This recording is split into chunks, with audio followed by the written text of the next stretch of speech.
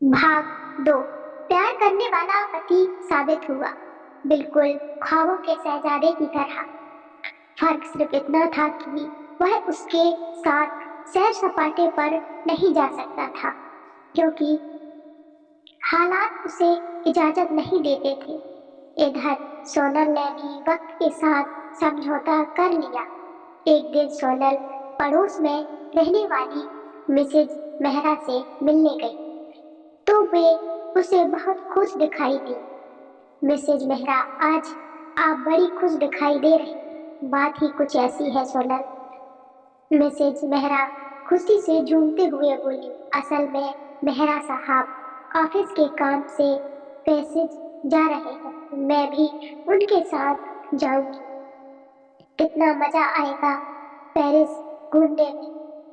बहुत बहुत मुबारक हो। सोनल ने मिसेज मेहरा को मुझे मन से बधाई दी और उनके लाख रोकने के बाद भी अपने घर आ गई। शाम को विनय ऑफिस से घर लौटा तो वह चुपचाप थी। क्या बात है सोनल, बड़ी खामोश हो। आज तुमने मुस्कुराया नहीं, वेलकम डियर भी नहीं कहा। विनय का इतना ही कहना था कि जो लावा सोनल के दिल में कई दिनों से उबल रहा था वह एकदम फट पड़ा। वह बोली, आप कोई अच्छी जॉब नहीं देख सकते क्या, जिसमें घूमने फिरने के चांस हो?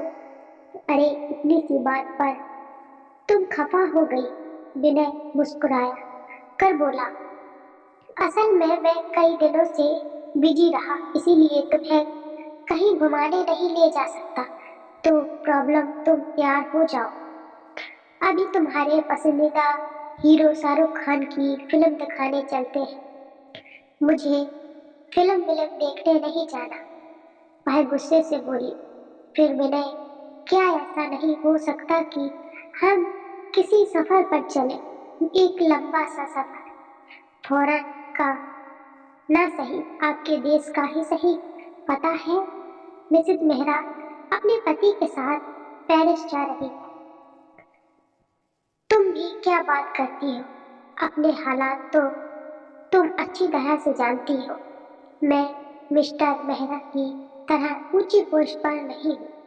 हमारे हालात ऐसे खर्चों की इजाजत नहीं देते। मैं फौरन टूर पर जाने के लिए नहीं कह रही। ऐसी बात है तो मैं कोशिश करूंगा कि कुछ रकम का इंतजाम हो जाए, फिर मैं तुम्हें पूरी दिल्ली घुमा दूंगा। उसके बाद मैं तुम्हें तुम्हारे मायके छोड़ दूंगा। वहां तुम कुछ दिन रह लेना, तुम्हारा दिल भी बदल जाएगा। नहीं, मुझे दिल्ली नहीं घूमना और ना ही मुझे अपने घर जाना। फिर क्या ऐसा नहीं हो सकता कि हम कुछ दिनों के लिए शिमला और कुफरी घूम आए? होने को क्या नहीं हो सकता, लेकिन इसके लिए मुझे अलग से मेहनत करके कुछ पैसे का इंतजाम करना पड़ेगा। अब तुमने जब घूमने का फैसला कर ही लिया है तो मैं तुम्हें रोकने वाला कौन होता?